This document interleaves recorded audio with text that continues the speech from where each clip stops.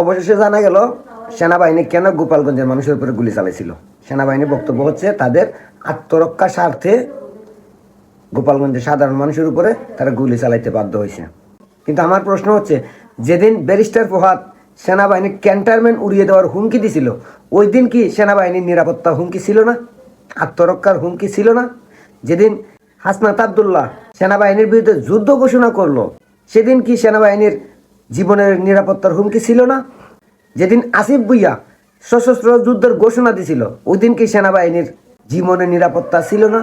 Barrister ফোহাদ যেদিন বলছিল যে সেনাবাহিনীর ক্যান্টনমেন্ট উড়িয়ে দেব, সেদিন আমরা প্রতিবাদ করছিলাম ব্যারিস্টার ফোহাদের বিরুদ্ধে, হাসনাত আবদুল্লাহর বিরুদ্ধে, আসিফ ভুঁইয়ার বিরুদ্ধে। তারা এত বড় সাহস কোথায় পেল সেনাবাহিনীর ক্যান্টনমেন্ট উড়িয়ে দেওয়ার মতো হুমকি দেয়, সেনাবাহিনীর বিরুদ্ধে যুদ্ধ করার মতো হুমকি দেয়?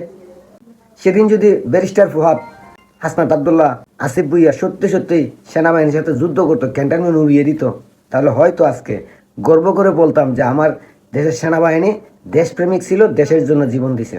কিন্তু আজকে সেই সেনাবাহিনী নিয়ে গর্ব করতে আমার লজ্জা হয়। কারণ যে সেনাবাহিনী গোপালগঞ্জের লাঠি সুটা নিয়ে আসা মানুষের সামনে দাঁড়ায় বলে আমাদের জীবনের নিরাপত্তার সাথে আমরা গুলি করছি, সেই সেনাবাহিনী নিয়ে কি আর গর্ব করে কথা বলবো? যে সেনাবাহিনী লাঠি সুটার ভয়ে গুলি চালাইয়া দেয়, সেই সেনাবাহিনীকে নিয়ে কি অহংকার করব আর কি গর্ব করে বলবো আমার সেনাবাহিনী দেশপ্রেমিক সেনাবাহিনী, আমার সেনাবাহিনী দেশের সাধারণ জনগণের বন্ধু সেনাবাহিনী? এখন পর্যন্ত খবর আছে গোপালগঞ্জে 15 জনের উপরে মানুষ নিহত হয়েছে, আরও অনেকেই মেডিকেলে ভর্তি আছে। যারা মারা গেছে তাদের পোস্টমর্টম পর্যন্ত করতে দেয় নাই প্রশাসন, মেডিকেল পোস্টমর্টম ছাড়াই তাদেরকে দাফন করা হচ্ছে। তো এই পোস্টমর্টম কি করা হবে না? আজ না হয় কাল সেই লাশের পোস্টমর্টম করা হবে।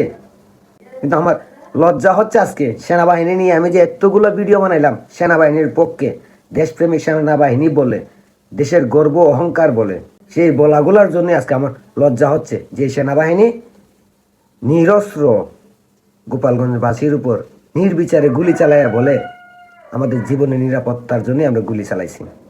সেই সেনাবাহিনীকে নিয়ে আর কি আছে গর্ব করার মতো? আপনারাই বলেন।